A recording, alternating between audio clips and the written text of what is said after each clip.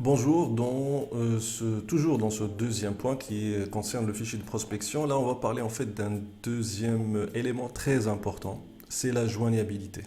Donc en fait notre fichier c'est bien s'il est bien qualifié, on a toutes les informations, c'est très bien, ils sont corrects, mais en fait on doit avoir des gens joignables, sinon ça sert à rien.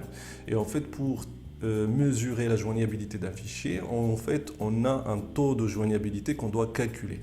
Et donc ce taux de joignabilité est égal au ratio des appels répondus sur l'ensemble des appels passés. Donc pour prendre un exemple très simple, on va dire que les appels répondus sont de 100 sur 300 appels passés par un agent par jour, qui est la moyenne à peu près d'un agent par jour en prospection B2C. Donc on aura en fait un taux de 33,33%. Donc en fait le taux de joignabilité dépend en fait de plusieurs éléments. D'abord de la qualité des informations sur le fichier concernant d'abord les numéros de téléphone. Après ça dépend aussi des horaires de joignabilité. Le principe est que plus le taux de joignabilité est élevé, plus notre fichier est de bonne qualité.